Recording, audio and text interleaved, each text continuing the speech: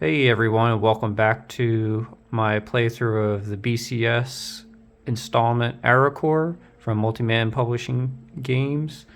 And we just left off with Combat Command Robert's activation, and now we're going to the German activation. Alright, so that was the American turn, and now we get to go back to the Germans where they get to activate a formation. And I think we're going to activate the 113th Panzer Brigade. We have options with them. We could go through the forest, which I'm not going to try to pronounce. I tried pronouncing it off camera and it sounds terrible, trust me. Or we can come down south, down this track along this little river, the Ami, towards the 2nd Armored Recon Battalion and try to engage them.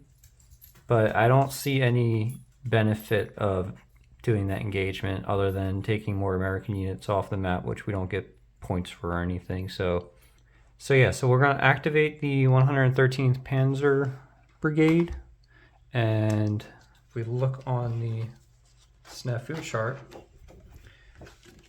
so the brigade is fresh, and they're not mixed, and there's no game-specific snafu.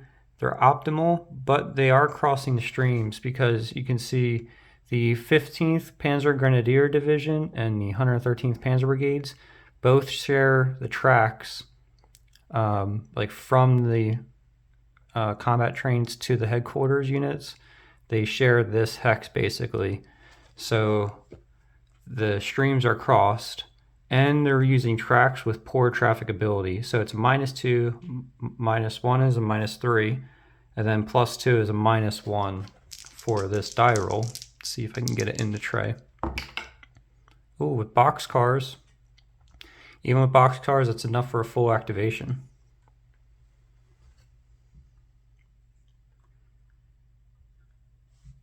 With a full activation, we get our entire full movement allowance, and we can drop 2 objectives. But I don't think we're going to go the southern route. I think we're going to go through the forest. And so I'm going to move everybody and see how far west we get. Hopefully we can at least get out of the forest.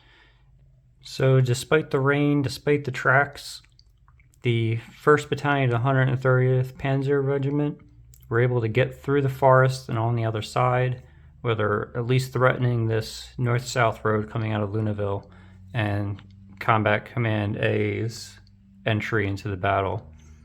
Now, that's about it for the Panzer Brigade, but both the 115th Panzer Grenadier Division and the 113th Panzer Brigade are both, they're mixed now. Their formations are most definitely mixed.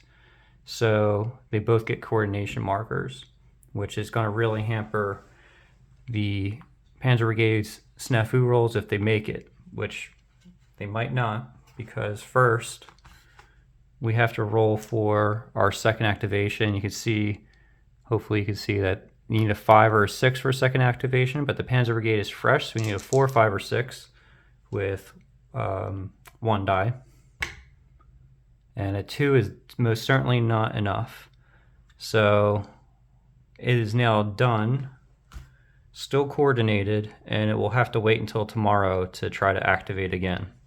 I should just say so the Stew Company only got to the edge of the forest, and the 2 Panzer Grenadier, I'm calling them, regiments, battalions, just made it into the middle of the forest. So that's the German activation complete. Now we head over to the Americans, where I think they'll probably be activating Combat Command A. And now we turn to the American activation, where they're going to activate Combat Command A to try to get down here, protect the bridge, and Combat Command R's rear. Probably engage some of these German units out here in the open. But first, to do that, we're going to need a 2nd activation, because Combat Command A starts the scenario used, and they need a 3 or more on this die roll. They're fatigued too, so they get no bonus on this 2nd roll. They get a 5, so they get the 2nd activation. Now they're used, and now we do our snafu roll. And on the snafu table, we have, they are fatigue level of 2 for -2, but their trains are optimal for a +1. So it's just a -1 overall on this snafu roll. And a 9 is enough for a full activation. And we get to drop some objective markers if we want. I think we will. I think what we'll do is we'll drop an objective marker here on the recon battalion. Oops. And what that will do is that will cover both the Lunéville hex if we decide to attack that, and the 1st Battalion 130th Panzer Regiment, which is out here in the open. So both of those will be covered by the double objective marker. So now that we have our objective marker down, we can start moving everybody with the full activation. So we get full movement points, which means we can probably move these guys on their attack move side because the secondary roads cost half movement for tack. And so I think what we're going to do is we're going to move A company down to here, and we're going to engage this recon battalion from 2 hexes away, which means it's not going to be able to fire back at us. So on the engagement table, we have a double objective zone for the +1, and it's a 9 overall for the Americans, and then a 5 overall for the Germans, so it's a +4 modifier on this roll. It's not the best, so we have an 8, which is a both loss.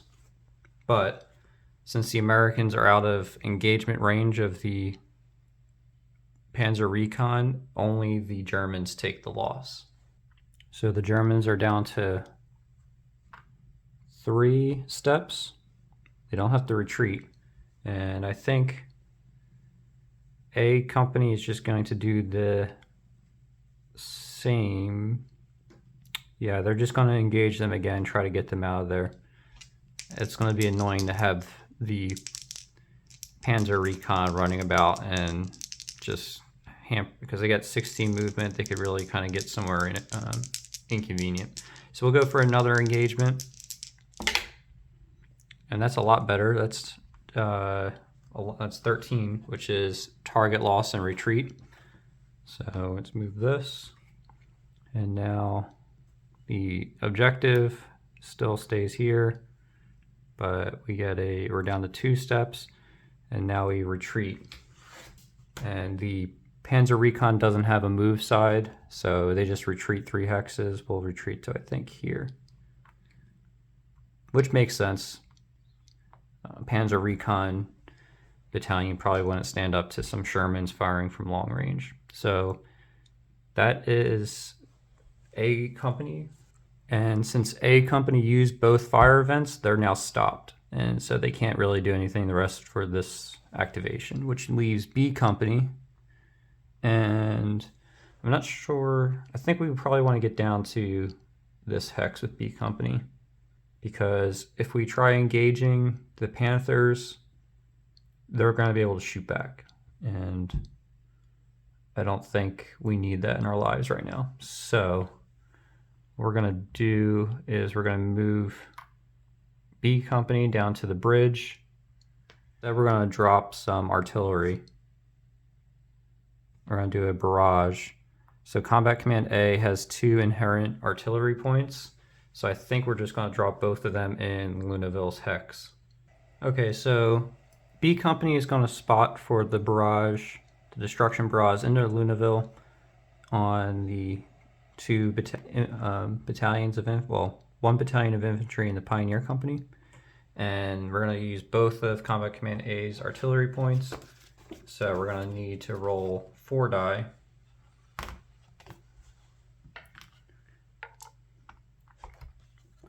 And as we'll see on the barrage table, we're in a city hex, so we need a 5 or a 6 to make a step loss. So on the die, the red will be the Panzer Grenadier Battalion, and the blue will be the Pioneer Company. So 5 or 6.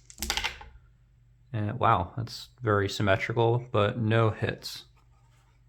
Now we have to do something with their combat trains, annoyingly enough, and their headquarters unit, because, I mean, this Fallschirmjäger unit, it could just move two hexes and jump everything.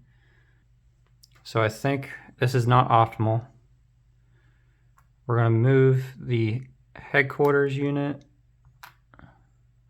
Well, okay, so headquarters will move into the hex with A company. Now we have an option of what to do with the combat trains. Do we want to leave them up here?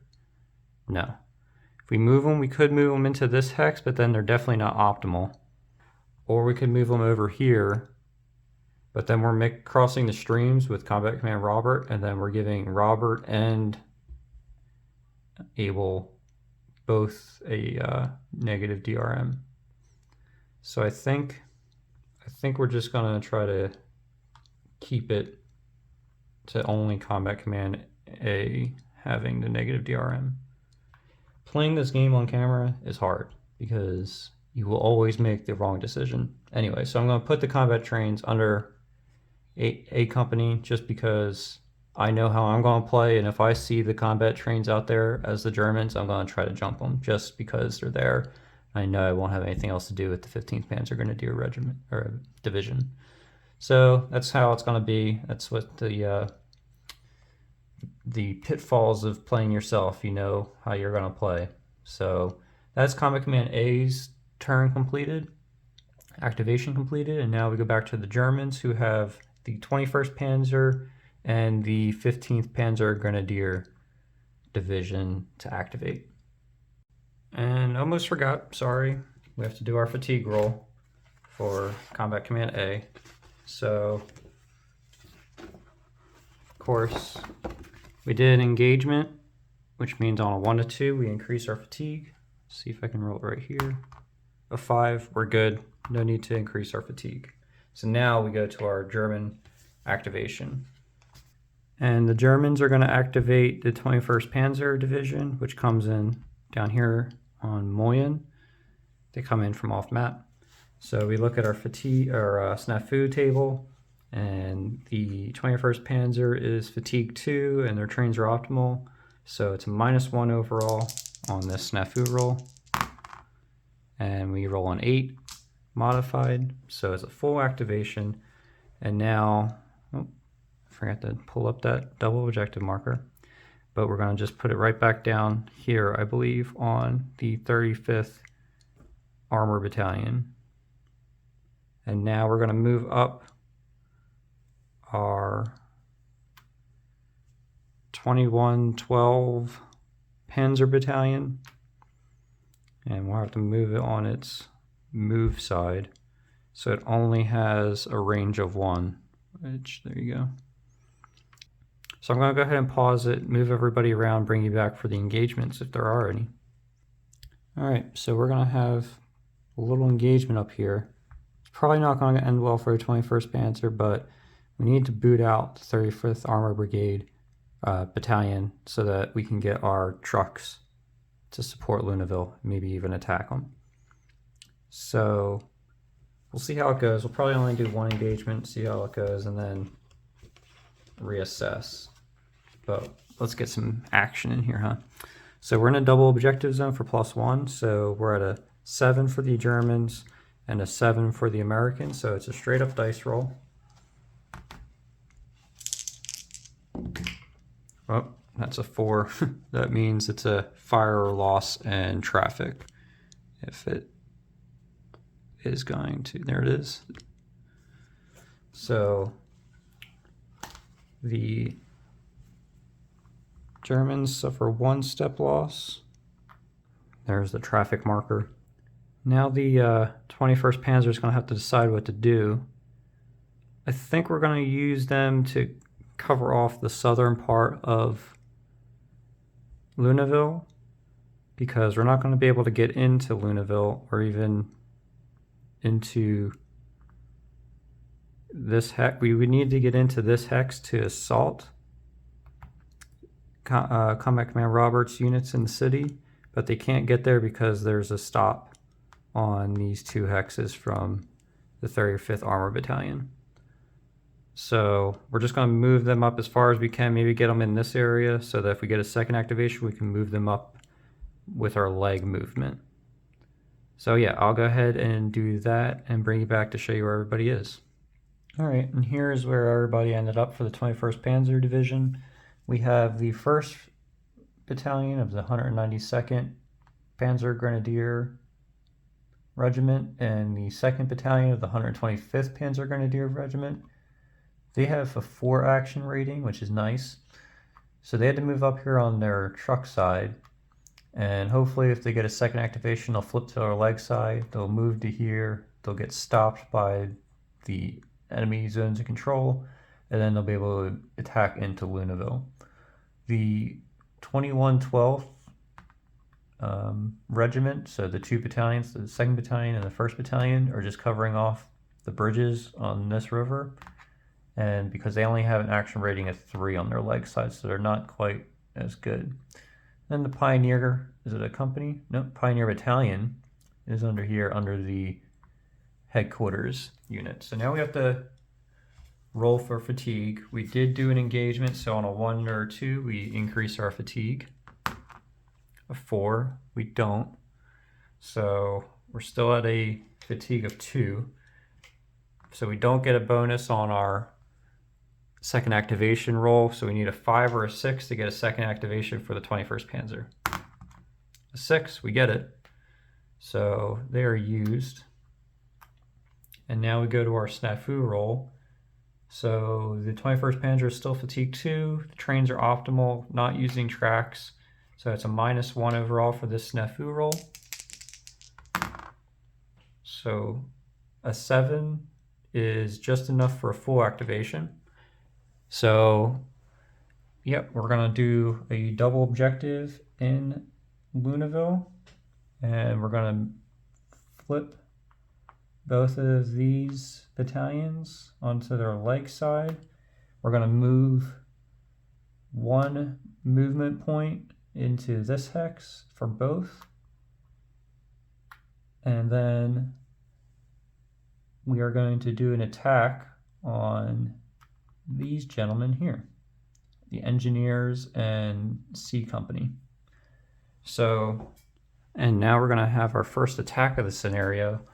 We're going to have the lead unit be the 2nd Battalion of the 125th Panzer Grenadier Regiment. They're going to attack into the C Company of the 10th Armored Infantry Battalion. Let's see what we got on our combat table. So the Germans do not have a dual support, or they're not a dual unit, and they don't have the appropriate support because only red AV counts as the appropriate support. And in support, the 21st Panzer only has an 88 company, so not an appropriate support. They are in a double objective zone for a +1. They are getting the assist from the other Panzer Grenadier Battalion in the hex with them. And the 21st Panzer has 2 inherent artillery points, so I think we'll use that for a suppression mission with a regular attack for the +2.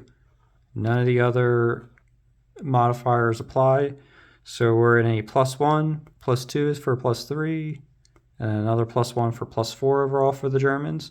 On the defending side, Combat Command Robert does have a support. They have a tank destroyer company, B Company, in support, so they get the +1.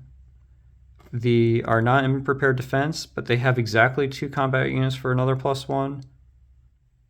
And infantry is in a city hex for +2. So we're at +2, +1 is +3, +1 is +4. So everything is even. The action ratings, the DRMs, everything is even. Just got to roll and see what we end up with for this combat. Oh boy, destruction all around. So with a 6, yikes. Okay, I'll have to fix that later. But a 6 is not good. And a 6 is the attacker loses 1 step. And that comes off of the lead unit, which was the 2nd Battalion, the 125th Panzer Grenadier Regiment, which is now down to 3 steps.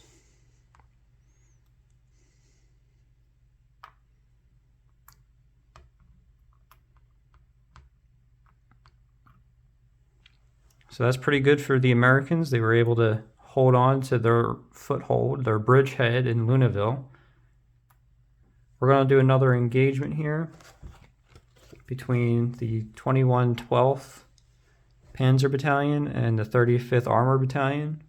So we have an AV plus AR of 7 for the Germans and 7 for the Americans, but we do get the +1 for the double objective zone, so it's a +1 on this die roll.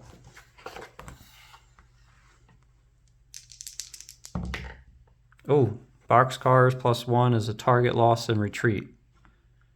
So 35th Armored is down to 3 steps now, and they have to retreat 3. So the 35th Battalion, Armor Battalion, is going to be retreating 3 hexes towards its headquarters unit, and flip to the move side, and it's going to end itself there. So that's good for the Germans. We've cleared out that pesky unit that was throwing up all kinds of issues across the river. That's the end of the 21st Panzer Division's activation, or second activation, so they don't got any more left. Now we just have to check isolation and fatigue. No isolation. However, on the fatigue chart, we did do an attack, so we have to roll more than a 4 or 4 or more to keep our fatigue level. With a 2 though, that increases our fatigue, and now the 21st Panzer Division is fatigue 3. Which is really going to hurt us when we try to activate that again next turn. So the only formation left for the Americans to activate is the poor old 2nd Cavalry Group. And they have a whole bunch of issues going on with them. And I'm just going to tell you right now, I will probably get at least 1 rule wrong in this activation because there's so much going on with them. And there's going to be safe path issues, there's going to be command radius issues, there's going to be supply train issues. So a lot is going to be happening. At least one thing is going to probably be going wrong. If you see anything, please point it out to me in the comments so I can stop making that mistake. And yeah, we're just going to try to get stuck into it. So 2nd Cavalry Group is at fatigue 0. They have a coordination marker for -1. Their trains are not in optimal distance because they're forward of the headquarters. So even though, yeah, well, there is no even though. They're just forward of the headquarters, so they're not optimal. Are they ghosted? They are ghosted. So that's another -1. They are crossed. No, they're not technically crossed, I don't think, because they're the most forward. And there's no other combat train in front of them, and they don't use tracks, so that's a -1, -2 overall for this snafu roll. So we have an 8 on the snafu, which is a full activation, which is good. However, yeah, I don't know. I don't know what we're going to do here. So I think the first and obvious thing to do is move the combat trains, obviously, but where are we going to move them? Where are we going to move the headquarters? These units out here can't really get, I mean, they'd have to fight their way through a infantry battalion, and they're only a company sized. And we have this armor battalion way up here. I mean, it's a really good unit with 4 steps. Dual unit. So yeah, our options are we can stay in the hex we started in and not move, or we have to fight our way back towards command radius. And so if these 2 companies, well, I can tell you, we're going to take the screen markers off of them. These 2 companies only have 1 step, so if they suffer an isolation step loss, they're just going to be eliminated. This unit up here has 4 steps, so it could take an isolation step loss, but I think we can get it somewhere close. How far? 1, 2, 3, 4, 5, 6, 7, 8. We'd have to get it to here, which is definitely doable, actually. Okay, wait, this could be doable. Okay, we're going to do it. We're going to move. I take it all back. We're not leaving screen. We are going to move. So our headquarters unit is here. Let me just count again. 1, 2, 3, 4, 5, 6, 7, 8. So this crossroads, we have enough movement to get there for sure. And this one will join the, so these two companies will now just hang out at this crossroads. And we'll move the full battalion a little bit closer. Do we want to, we might want to actually attack that Stug company. No, because if we do, well, we could go up to here actually. Be out of range of the Panthers here. Okay, we're going to do that. We're going to move, we're going to say that we planned this better. We took off the screen marker for them. And now let's make sure 1, 2, 3, 4, 5, 6. Half, 1, half. Yeah, okay. Plenty of movement to get to here. And now we're going to engage this Stug company because why not? So on the engagement table, we have no DRMs and 5 for the Americans, 5 for the Germans. Straight up die roll. See what we get. That's not what the Americans wanted, that's for sure. So the 5 is a fire loss in traffic. We get the traffic marker. We get a step counter. The Stugs are able to take on the M8 Greyhounds. Kind of makes sense. And nothing happens there. Even, I guess we should have dropped a double objective marker. If we had, we would have gotten a +1. And that would have just made a both loss and we would have destroyed the Stug company. Them's the breaks. I'm all over the place. Trying to keep track of all the other stuff. So anyway, that's going to be the 2nd Cavalry's combat units moved. Now I just have to figure out what to do with the combat trains. I think we'll just move them way back to starting hex. We're going to be mixed, but you know, that's the least of our worries. Okay, now here's where it's going to get tricky for me. So the blob, I think, covers the headquarters unit. Because if we look in the rule book, mixed formations do not apply to or from combat trains out of command radius, unassigned independents, and buddies. So 2nd Cavalry Group isn't buddies with anybody. So if we draw the blob, it covers both Combat Command Robert and Combat Command Alpha, or Able. And so I think they are now coordinated as well, because they're all mixed. If I'm wrong, please somebody let me know, but that's how I'm reading the rules. So we are giving, where is everybody? Able, Robert coordination markers. It's all kind of messed up now for the Americans, which makes sense. There's a lot going on, a lot of moving parts. It would probably be hard to keep everybody coordinated and attacking the right lines and really just getting the message out there. So yeah, I think that makes sense from a gameplay and I guess if you want to call it role-playing perspective. And that's how we're going to do it today. So now we check for isolation, but now this is the problem, are they going to be able to get a safe path? So that's the first activation complete for 2nd Cavalry Group, and now we get to the tricky part. And I'm realizing now I wasn't so clever as I thought I was, because we check for isolation. So these two companies, they don't have a safe path because their safe path is blocked by the EZOC, so they can't go this way because their safe path is blocked by the recon unit and the Stug.